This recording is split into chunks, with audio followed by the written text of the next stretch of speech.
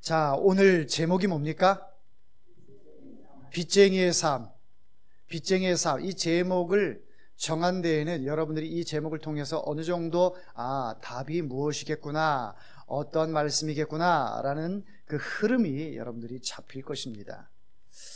저는 여러분들에게 말씀을 전할 때에 막 2가지, 3가지, 4가지, 5가지 막 이렇게 몇 가지를 나열하면서 전하는 것을 선호하지 않습니다.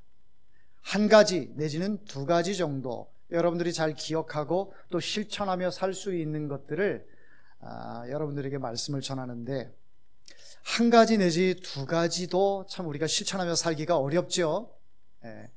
우리가 세상살이가 참 바쁘고 또 생각해야 할 것도 많고 해야 할 것도 많고 분주하다 보니까 여러 가지를 생각하고 따르기가 쉽지가 않아요.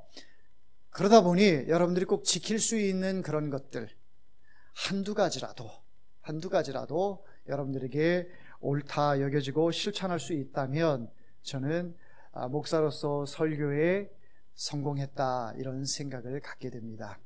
오늘의 말씀도 그리 복잡하거나 어렵지 않고 단순한 말씀이고 여러분들이 이해하기가 쉽고 실천하기가 쉬운 말씀이니 여러분의 마음의 문을 활짝 열고 말씀을 잘 받아들일 수 있기를 주의 이름으로 축원합니다. 자, 본문에 들어가기에 앞서 역사적 배경을 여러분들이 잘 이해를 하셔야 본문으로 들어갔을 때 은혜가 되는데요. 지난주 말씀에도 배경에 대해서 말씀을 드렸어요. 페르시아의 왕 아하수에로가 잔치를 베푸는데 무려 180일 동안 잔치를 베풉니다. 참 살다 잔치를 180일 동안 하는 때는 처음 보는 것 같습니다. 180일 동안 잔치를 베푸는데 고관 대작들, 귀족들, 또 소위 지위가 높고 또 왕과 어느 정도 거래가 될 만한 그런 사람들, 이런 사람들을 초청해서 잔치를 치르는데 127도를 다스리다 보니 얼마나 큰 땅덩어리며 얼마나 많은 사람들, 그 고을들을 다스려야 하는지 왕이 혼자 다 할 수가 없지요. 그래서 고을마다 도마다 많은 주요 직들을 이렇게 세우고 또 그들을 초청해서 잔치를 하는데 하루 이틀 내에 마칠 수 있는 잔치가 아니었던 것 같습니다. 흥을 돋구기 위해서 술이 있었고 또 이 가무가 있었을 것을 짐작해 보게 되는데, 그런 여러 가지 행사들을 하다 보니 짧게 잔치를 끝낼 일이 아니었던 것이죠. 그러다 보니 180일 동안 잔치를 치르고 난 뒤에 그것으로 그친 것이 아니라 또 7일 동안 잔치를 하는데 이때에는 백성들을 위해서 잔치를 합니다. 자, 백성들을 위해서 잔치를 하면서 왕이 술이 건하게 취한 상태에서 내 아내, 사랑하는 아내 왕후 와스디를 좀 백성들에게 보이면서 자랑하고 싶은 충동이 들게 되었습니다. 그래서 백성들 앞에 왕후를 보이기 위해서 와스디에게 와서 백성들에게 당신의 미모를 보이도록 하시오 라고 이야기를 했는데, 왕후 와스디가 이 제안을 거절했습니까? 승낙했습니까? 거절을 했어요. 왕이 명령을 했는데 왕후가 거절을 했다라고 하는 것은 사실 있을 수 없는 일이었습니다. 왕의 명령을 어길 경우 자식들도 처형을 당하는 그런 시대였기 때문에 왕후가 그 제안을 거절했다라고 하는 것은 자기가 어떻게 될 것을 각오하고 거절을 한 것이었죠. 왕도 왕이지만 이 왕후의 배짱이 대단했던 것 같습니다. 어떤 연유에서 어떤 이유로 이 왕후를 이렇게 내세우기를 원했던 것인지 성경에서 밝히 말씀하고 있지는 않지만은 여하튼 왕의 마음 가운데는 왕후를 자랑하고 싶은 마음이 있는데, 그 왕후를 자랑하고 싶으면 모든 조건들을 잘 갖추고 또 예의를 갖추고 이 왕후가 백성들 앞에 보이면 얼마나 좋겠습니까? 왕후의 자존심에 이 스크래치를 낸다거나 아니면은 성적 수치심을 느끼게 한다거나 정치적인 이유로나 여러 가지 이유로 자기의 수단으로 삼는 그런 조건이라면 왕후가 그 제안을 받았을 때에 승낙하기가 매우 어려웠을 것으로 짐작이 됩니다. 아니나 다를까 왕후는 이 제안을 거절을 하죠. 이에 대하여 왕은 매우 노하게 되었고 이제는 폐위의 길에 오르게 되는 것을 볼 수가 있습니다. 사실 잔치를 지금 이렇게 배설을 한 것은 이제 앞으로 있을 그리스 연합군과 살라미스 전투를 앞두고 이제 온 군인들과 백성들에게 이 전쟁에 있어서 우리가 이긴다, 승리한다 라고 하는 것을 상기시켜주기 위해서 이 잔치를 벌인 것이거든요. 백성들의 마음을 복돋아 가지고 저 어떤 전쟁이든지 승리할 수 있다, 이것을 귀족들과 백성들에게 널리 선포해서 이제 군의 사기도 올려서 살라미스 전투 가운데 승리할 것을 생각을 했는데 지금 전쟁에 앞서서 빠그러지게 생겼습니다. 왕후 와스티의 거절을 통해서 지금 굉장히 잔치 분위기가 초상집 분위기로 바뀌게 된 것이죠. 결국 왕후 와스티는 어떻게 되었습니까? 폐위가 되고 말았습니다. 폐위를 된 상태에서 이제 살라미스 전투를 벌이게 되는데, 살라미스 전투는 그리스 연합군과 페르시아 군과 전쟁을 하는 전쟁이에요. 아테네 부근 해협에 살라미스 해협이 있는데 거기에서 이제 해전을 하게 되는 것입니다. 우리나라 조선시대의 임진왜란 때의 일을 여러분들 상기해 보면 쉽게 이해가 될 것입니다. 명랑해전, 영화로도 나왔었죠. 임진왜란의 2차 전쟁이었던 이 명랑해전, 아직도 우리 조선에는 12척의 배가 있습니다, 이렇게 말을 했던 이순신 장군. 외적의 배는 133척, 거의 10배 이상이 되는 그런 이 해전에서 이순신 장군의 그 용맹함을 따르는 그런 모든 이 수군들의 그 용기와 또 이 모든 것들이 하나가 되면서 왜군 133척을 물리치고 도망가게 하는 그런 엄청난 쾌거를 이루게 되었던 것이죠. 이와 유사하게 살라미스 전쟁은 페르시아에 1200척의 배가 있었고 또 이 그리스에는 370척의 배밖에 있지 않았습니다. 거의 10배 가까운, 임진왜란과 거의 비슷한 그런 전쟁의 규모를 볼 수가 있는데, 이 살라미스 전투가 오래 한 것도 아니에요. 단 하루의 전쟁에서 그리스 연합군이 대승리를 하게 됩니다. 와스티 폐위로 인하여 페르시아의 이 군 사기도 많이 떨어졌고, 그러나 여러 가지 전쟁 경험으로 봤을 때 아하수에로 왕이 이 승승장구하던 것을 믿고 나아갔는데 보기 좋게 해전에서 대패하고 말았습니다. 그러면서 세월이 지나요. 와스티가 폐위된 뒤에 이제 새로 왕후를, 아주 아리따운 왕후를 세우라고 이제 신하들이 간청을 드리면서 드디어 왕후를 세우게 되는데, 그 왕후가 차기 왕후가 누가 되었습니까? 에스더가 되었습니다. 에스더는 유다 민족 가운데 각 나라의 포로 가운데 유다 민족의 후손이에요. 그러니까 태어날 때부터 포로인 상태에서, 종의 상태에서 태어난 사람이 바로 에스더입니다. 그런데 그의 사촌 모르드게가 에스더에게 이야기를 합니다. 너는 네가 유대 민족이라는 것을 절대로 말하지 말아라, 이야기를 합니다. 왜 이렇게 이야기를 하냐면, 아하수에로 왕이 생각할 때 여러 속국들이 있는데 그 속국들 다 이제 자기 발 아래 있는 그 나라들인데, 그 가운데에 유다라고 하는 아주 작은 나라, 변방의 나라, 그것도 거리가 굉장히 멀리 있는 나라, 그 나라에 네가 그 나라 출신이다 라고 이야기할 필요가 없다.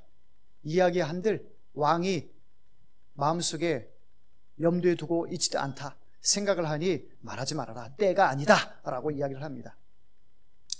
왕후의 이제 에스더가 왕후가 되고 자기의 신분이 유다 출신이라는 것을 속인 가운데에 이제 아하수에로의 왕후가 되는데, 많은 여인들이 왕 앞에 이렇게 지나갑니다. 선을 보입니다.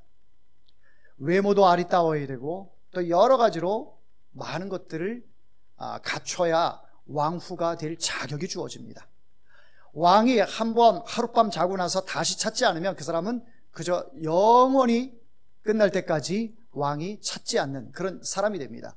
그런 여러 많은 여인들 가운데 왕후가 되었다라고 하는 것은 이제 매일 밤 내지는 수시로 왕과 함께 이렇게 부부 생활을 할 수 있는 그런 특권을 에스더가 누리게 된 것이죠. 자, 보이지 않는 하나님이시지만 보이지 않는 가운데서도 유대 민족의 그 불씨를 살리는 그 첫 발걸음이 바로 에스더가 왕후가 된 사건이었습니다. 자, 그런데 오늘 본문에 보면 이 에스더의 사촌 오빠인 모르드게가 왕 아하수에로를 살리는 그런 엄청난 일이 나타납니다. 이 모르드게는 사실 직급도 높은 사람이 아니었어요.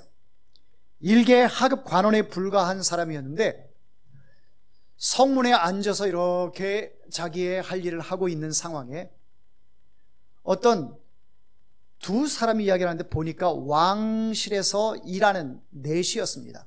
그 넷이 두 명이 속닥속닥 음모를 꾀하는데 그 음모의 소리가 모르드게 귀에 들리는 거예요. 듣고 싶어서 들은 것이 아니라 그 들리는 소리를 가만히 듣다 보니까 굉장히 심각한 얘기를 하고 있어요. 어떤 이야기입니까? 우리가 왕에게 참 억울한 일을 많이 당했는데 그 원한이 이 속에서 해소가 되지 않는다. 왕 아하수에로를 우리가 죽이자라고 하는 음모를 꾀합니다. 그 음모의 소리가 모르드게 귓가에 들리게 된 거예요. 여러분, 무슨 음모를 그렇게 들리기 쉽게 합니까? 무슨 음모를 성문에 앉아있는 모르드게 귓가에 다 들리게 합니까? 이런 얘기는 아주 은밀하게 해야 되는 것 아니에요? 누구도 모르게, 아무도 모르게 음모를 꾀하는 사람들만 마치 번개 작전하듯이 이렇게 해야 되는데 막 들리게 하는 거예요. 성경을 읽으면서 참 우습기도 하다. 어떻게 이렇게 어리석은 사람들이 있을까? 이런 생각도 하면서 이런 일들이 바로 보이지 않게 역사하시는 하나님의 역사구나라는 것을 볼 수가 있었습니다. 자, 에스더서에 하나님의 이름이 나온다 했습니까? 안 나온다고 했습니까? 안 나온다고 했어요. 그런데 하나님께서는 일을 하신다고 했습니까? 일을 안 하신다고 했습니까? 일을 하고 계세요. 보이지 않는 가운데서도, 하나님의 이름이 거론되지 않은 가운데서도, 또 유다 백성들이 하나님을 찾는 그 하나님 하면서 기도하는 그런 내용도 나오지 않아요. 하나님께서 유대 민족을 통해서 하나님께서 어떻게 일하신다라고 하는 그런 내용도 나오지 않아요. 그런데 하나하나 일들이 진행되어 가는 것을 보면 하나님께서 살아 역사하시는구나, 보이지 않게 역사하시는구나, 그런 것을 많이 느낍니다. 에스더가 왕후가 된 것 누가 생각을 했겠습니까? 누가 에스더를 밀어줬습니까? 그런 사람 없어요. 그런 가운데서도 이 페르시아의 최고 미인, 우리나라로 얘기하면 미스 코리아가 되어서 왕 앞에 나가서 왕이 왕으로 간택을 하게 되는 이런 역사, 하나님께서 하신 거예요. 또한 모르드게는 하급 관원에 불과한데 이 사람을 통해서 왕이 지금 죽게 생긴 이런 상황의 소식을 듣고 모르드게가 이 사촌 동생인 에스더에게 가서 이야기를 합니다. 왕을 시해하는 일이 일어나게 될 것이다. 왕에게 알려라. 그래서 그 죽음을 면하도록 해라. 이야기를 했더니 에스더가 왕 아하수에로에게 그 이야기를 다 이야기합니다. 그러고 나서 이제 왕이 이 사실을 알고 이제 진위 여부를 이제 따져보는 것이죠. 그리고 성경 말씀해 보니까 23절에 조사하여 실증을 얻었다. 실제 증거를 찾았다라고 하는 것이죠. 그래서 그 음모를 꾀했던 두 사람을 나무에다 달아서 사형을 시키게 됩니다. 누가 모르드게가 이런 공을 세울 거라 생각을 했겠습니까? 유다 민족은 지금 소망이 없습니다. 바벨론의 포로로 잡혀왔고 바벨론이 망해서 그것으로 끝난 것이 아니라 더 강대국인 페르시아에 의해서 계속해서 그 후손들이 지금 종살이를 하고 있고 사람 취급받지 않는 그런 상황에 놓인 상황입니다. 많은 사람들은 지금 고국으로 이스라엘로 돌아갔음에도 불구하고 에스더와 모르드게 또 많은 유대인들이 아직도 페르시아 지역에서 남아서 살아가고 있는 그런 처지에 놓여 있는 것이죠. 고국으로 돌아가고 싶지 않겠습니까? 에스라도 돌아가고 느헤미야도 돌아가고 많은 사람들이 돌아갔는데 돌아가질 못하고 있는 거예요. 어찌 보면 신세를 한탄할 만한데 이런 상황에서 소망이 없는 이 남은 유다 민족들에게 하나님께서 촛불을 켜서 이제 그 불씨를 통해서 유다 민족의 남은 자들을 통해 하나님의 나라와 하나님의 역사를 위해서 이루어 가시는 하나님께서 여전히 계획대로 섭리대로 일해 가시는 것을 볼 수가 있는 것이죠. 하나님께서는 사람에게 약속하신 것을 상황에 따라서 유불리에 따라서 마음이 왔다 갔다 하시는 분이 아니세요. 하나님께서 약속하신 것은 우리의 마음이 자꾸 변질되어서 그것이 문제지 하나님은 변개함이 없으시다 성경은 말씀하고 있습니다. 그러니 하나님께서 약속하신 이 약속의 말씀, 성경 말씀은 하나님의 때에 반드시 이루어지고 또 마지막 때에 하나님께서 약속하신 그 약속의 말씀이 우리의 삶 가운데 성취될 줄 믿습니다. 사랑하는 성도 여러분, 이 하나님의 말씀은요, 우리에게 주신 하나님께서 약속하신 말씀이에요.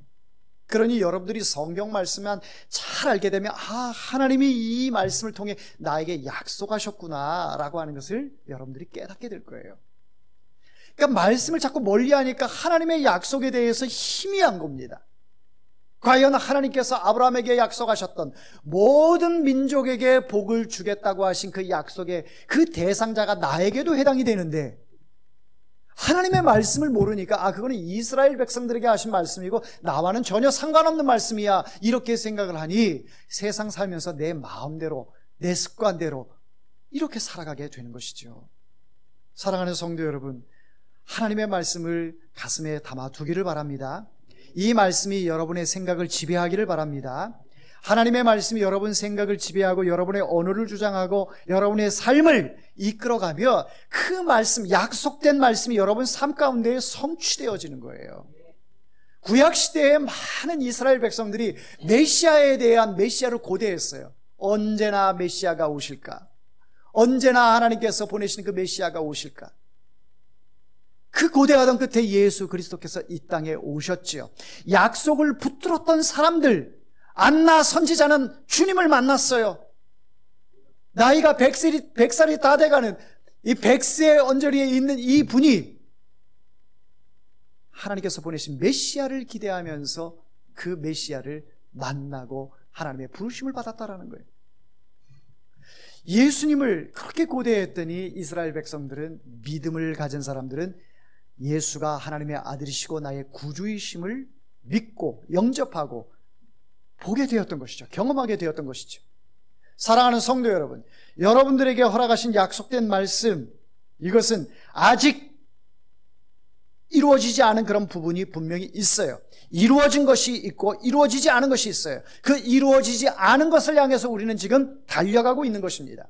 그 달려가고 있는 것에 경주에 있어서 뒤를 돌아보거나 다른 것에 우리의 마음을 빼앗긴다거나 포기한다거나 그러면 마지막 약속된 하나님의 그 약속을 성취를 할 수 있겠습니까? 하나님께서 여러분들을 통해서 하나님의 약속의 성취를 이루기를 원하셔요. 그러므로 약속된 말씀에 대해서 추호도 의심하지 마시고 하나님의 말씀을 여러분 날마다 묵상하시고 이 말씀을 가슴에 새기시고 그 말씀이 여러분의 영의 양식이 되어서 영이 날마다 튼실하게 세상 어떠한 풍파가 오더라도 사방으로 우겨쌈을 당하여도 이 말씀이 여러분들을 굳건히 지켜주실 줄 믿습니다. 여러분, 에스더와 모르드게를 비롯해서 이제 남은 유다 민족에게 희망이 생기기 시작합니다. 희망이 생기기 시작해요. 아무런 희망이 없었습니다. 남은 유다 백성들에게 오로지 희망이 있다라고 가정을 한다면 어떻게 하면 아하수에로 왕에게 좋은 것을 보일까? 눈에 띌까? 그래서 어떻게 하면 복을 받을까? 아하수에로 왕의 눈에 띄어서 이스라엘 백성들이 괜찮은 사람들이야. 저들의 남은 백성들 다 해방시켜줘. 다 돌려보내. 저들에게 자유를 허하노라. 아하수에로 왕에게 잘 보이는 것밖에 없어요. 그런데 오늘 성경을 보십시오.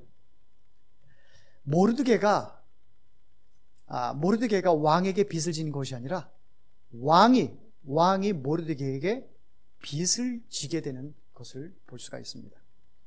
여러분, 빚쟁이라는 말이 뭐예요? 네?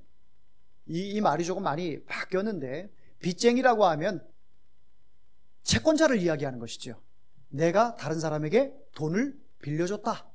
이 사람을 빚쟁이라 그래요.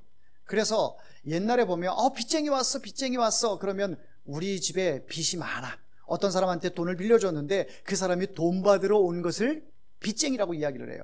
근데 시대가 지나면서, 시간이 지나면서 이 말이 좀 바뀐 것 같아요. 빚쟁이가, 이 채무자가 빚쟁이인 것처럼 이렇게 바뀌게 된 것 같습니다. 그래서 내가 빚을 많이 졌어. 나는 빚쟁이야. 이렇게 전도가 된 것을 볼 수가 있어요.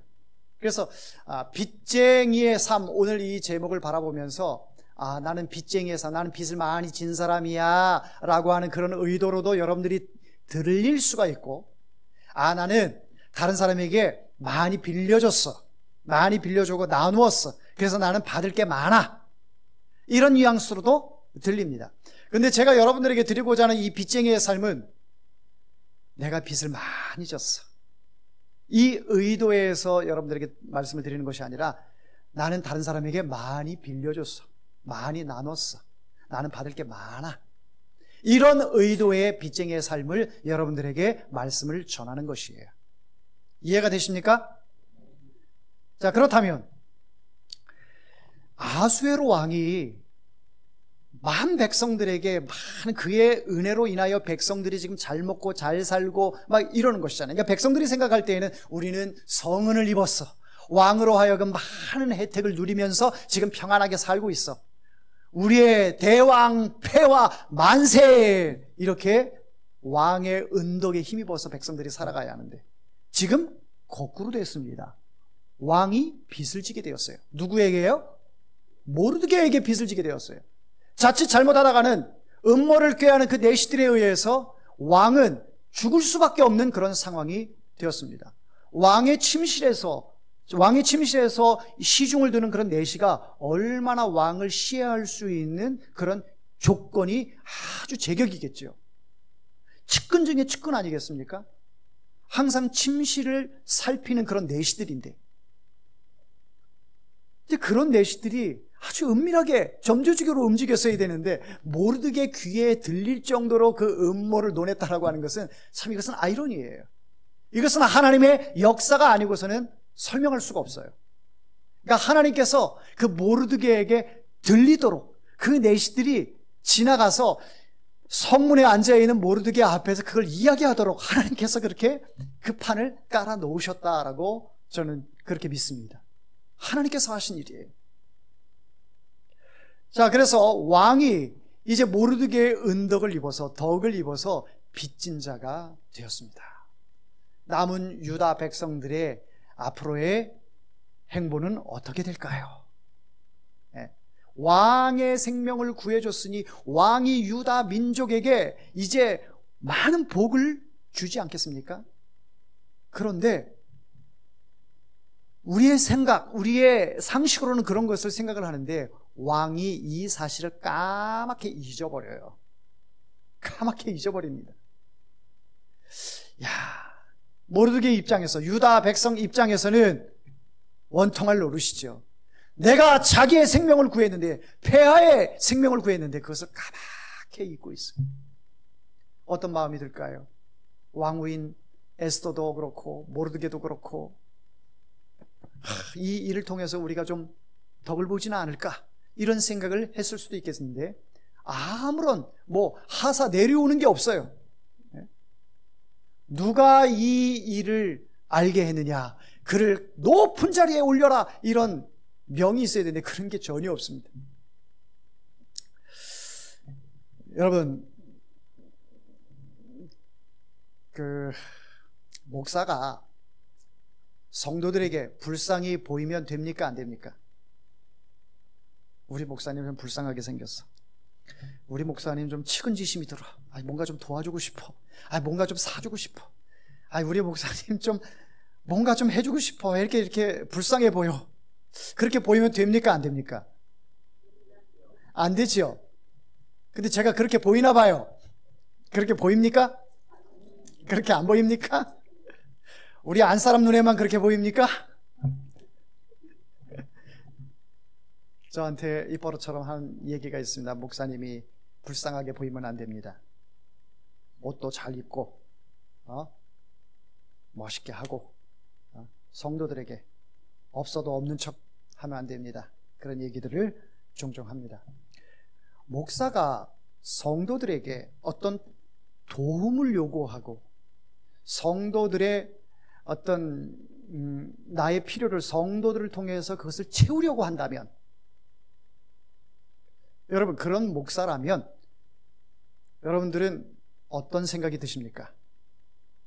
나의 꿈과 야욕을 채우기 위한 성도들이 나의 수단이 된다라고 이렇게 느껴진다면, 그것이 봉사든 헌신이든 희생이든 물질이든 이 모든 것들을 이용을 해서 교회가 부흥을 하고 나의 꿈을 펼치고 나의 이름을 높이려고 하고 명성이 생기고 이런 것을 여러분들을 수단으로 삼는다면, 그런 교회는 어떤 교회가 될까요? 망조가 되는 교회입니다. 망조. 제가 장로님을 이용하고 권사님을 이용하고 안수집사님을 이용하고 집사님을 이용하고 성도를 이용해서 어떻게 해서든지 헌금하게 하고 어떻게 해서든지 봉사하게 하고 어떻게 해서든지 정말 나는 1000명이 꿈이야, 그 꿈을 이루기 위해서 한다면, 여러분 그런 목사라면 그 교회는 버나마나한 교회가 되는 것입니다. 그런 교회에 있는 성도들은 불행한 성도들입니다. 그런 목사가 있다면 하나님께서 크게 벌하게 될 것입니다. 그래서 저는 여러분들에게 도움을 구한다기보다는 여러분들을 이용해서 나의 목회를 하려고 하는 것이 아니라 하나님께서 나에게 주신 것, 그것이 어떤 것인지 포괄적으로 있겠으나 그런 것들을 통해서 여러분들에게 빚쟁이로서 여러분들에게 주기를 원합니다. 하나님께서 나에게 주신 것을 통해서, 말씀을 통해서든 사랑을 통해서든 희생과 헌신을 통해서든 교육을 통해서든 여러분들에게 주기를 원해요. 자, 그러면 여러분들은 빚을 진 사람들이 되는 것이죠. 그렇죠? 여러분들은 저에게 빚을 진 사람들이 되는 거예요. 그러면 빚을 진 사람들의 마음 자세는 어떠해야 합니까? 우리가 아까 찬양 가사에도 나왔어요. 빚진 자 되어 주님 앞에 이것을 갚겠다라고 하는 그 고백의 찬양을 했잖아요. 여러분들은 하나님께서 저를 통해서 허락하신 그런 모든 것들을, 빚을 진 사람들로 여러분들은 이 자리에 앉아 있는 겁니다. 하나님의 말씀을 듣고 있어요. 하나님께서 나에게 이런 귀한 말씀을 주셨구나. 나는 목사님에게 빚을 진 사람, 물론 하나님이 하신 일이지만 나는 빚을 진 사람이다. 그러면 여러분들은 어떤 마음이 들어요? 자연스럽게 교회를 사랑하게 되죠. 그리고 이 교회가 더욱더 하나님의 교회가 되도록, 주님의 교회가 되도록 나에게 있어서 하나님께서 사용하실 일은 무엇일까? 내가 하나님의 일에서 어떻게 쓰임받을까? 이런 마음이 나오게 되는 것이죠. 근데 빚을 진 사람이 입을 싹 닦아요. 내가 언제 껐는데? 내가 언제 빚졌어? 이렇게 나오면 이건 문제가 심각한 것이죠. 사실 제가 목회 초기에 참 이런 어떤 개인적인 사적인 얘기를 여러분들에게 해서 좀 죄송합니다만 이해하고 들으셨으면 좋겠습니다. 사역 초기에 교회를 시작을 하면서 제일 문제가 되는 것이 뭐예요? 교회를 시작하면서 제일 중요하게 생각이 드는 것이 뭡니까? 돈이었습니다. 돈이었어요. 부교육자 시절에는 계속해서 매 월마다 나오는 그 사례비가 있고 그 사례비에 의해서 가족이 생활할 수 있도록 살아갔지만은 개척을 딱 하고 나니까 사례비가 있어요, 없어요? 없어요. 기도하면서 교회를 시작했는데 당장 눈앞에 사례비가 없으니까 어떻게 생활을 합니까? 물론 선배 목사님도 도와주시고 또 여러분들이 또 협력해 주셔서 월세를 내도록 이렇게 협력해 주신 부분도 있어요. 그러나 정말 내가 믿고 이분은 나에게 도움을 줄 수 있는 분이야 라고 하는 분들을 몇 분을 찾아갔었어요. 제가 개척을 하는데 좀 도와주실 수 있겠습니까? 제가 군대 생활을 할 때 제 후임명이 이제 군대 제대하고 이제 뭐 10년이 훨씬 넘었으니까 이제 사회에서 단단하게 회사 생활하면서 돈을 잘 벌더라고요. 또 저와 유대 관계가 참 좋았고 믿음도 좋고 그래서 충분히 그 친구는 선교를 해줄 수 있다라고 생각을 하고 조심스럽게 이야기를 했는데 거절을 하더라고요. 거절을 해요. 몇 분들이 거절을 하면서 마음속에 참 부끄럽기도 하고 자괴감도 들기도 하고 힘들었습니다. 어찌저찌 하나님께서 역사하셔서 교회를 참 읽어가는 가운데에 한때는 이런 일도 있었습니다. 복역자 시절에 받았던 그 퇴직금을 지인에게 빌려줬는데 그것도 떼어먹고 가버렸어요. 이런 현상이 생겼습니다. 이런 모든 일들이, 일련의 일들이 하나님께서 나를 훈련시키는 과정이구나 라는 것을 깨닫게 되었습니다. 하나님께서 그렇게 하시는구나. 사람을 의지하고 물질을 의지하고 그렇게 해서 나의 꿈인 이 교회 개척을 통해서 하고자 했던 이 모든 인간의 욕망, 이런 것들을 꺾으시는, 하나님께서 훈련시키시는 그 과정임을 알게 되었습니다. 사람에게 꾸이러 다니고 사람을 생각해서 나와 함께 했으면 좋겠다, 사람을 의지하게 되고 물질을 의지하게 된, 그럴 때마다 여지없이 한 사건씩 일을 터뜨리면서 하나님께서 하나님만 바라보도록 하게 하시더라고요. 여러분, 우리가 사람 바라보고 물질 의지할 때에 될 것 같지만 될 듯 안 되는 것을 여러분 삶 가운데서 많이 경험하실 거예요. 거기에서 나오는 반복된 일들을 통해서 얻어지는 결론은 뭐냐? 하나님밖에 없구나. 하나님만 의지해야 되겠구나. 하나님을 통하여 예수 그리스도에 대하여 내가 이 사랑의 큰 빚을 졌는데 우리 주님 앞에 이 빚진 것을 갚을 생각을 사람의 생각으로, 물질의 생각으로, 이런 것으로 하나님을 바라보고 하나님께 구한 것이 아니라 세상의 방법으로 했다라는 것이 매우 부끄럽게 느껴졌습니다. 여러분, 제가 오늘 이렇게 멋진 양복을 입고 나왔습니다. 거울도 얼마나 많이 봤는지 몰라요. 뭐가 묻어 있지는 않을까? 안경이 삐뚤어지지는 않았을까? 예배 올라오기 전에도 또 거울을 봤어요. 왜? 여러분들에게 불쌍하게 보이지 않으려고. 우리 목사님 불쌍해. 살도 좀 더 찌지. 아니요, 저 살 많이 쪘어요. 넉넉해졌습니다. 중요한 것은 여러분들이 저를 불쌍하게 긍휼로 이렇게 바라볼 것이 아니라 저를 통해서 하나님의 은혜를 받기를 사모하기를 바랍니다. 저를 통해서, 하나님의 말씀을 통해서 하나님이 나에게 귀한 말씀, 능력의 말씀을 주신다, 여기에 마음을 쏟으시기를 바랍니다. 그래서 여러분들도 사랑의 빚을 져서 이 사랑의 빚을 진 자로서 내가 하나님의 나라를 위하여, 교회를 위하여 어떻게 쓰임받을 수 있을까? 그 마음을 갖는다면 하나님께서 여러분들에게 달란트를 주시고 또 여러분 사랑의 마음을 주시고 섬길 수 있는 마음을 주시고 사랑할 수 있는 마음을 주셔서 또 전도할 수 있는 마음도 주시고 해서 이 교회가 하나님께서 세우신 교회로, 아름다운 교회로 세워 가시게 될 줄 믿습니다. 아멘. 자, 오늘 말씀을 맺겠습니다. 빚쟁이의 삶이란 뭘까요? 저는 앞서 말씀을 드렸지만 여러분들이 하나님을 통해서 많은 것들을 받았어요. 많은 것들을 받았어요. 하나님의 은혜를 받았어요? 새 생명을 받았어요? 하나님의 귀한 말씀을 통해서 마음이 평안해요. 소망이 있어요. 이 모든 것들은 세상이 주는 것이 아니라 하나님이 여러분들에게 주신 거예요.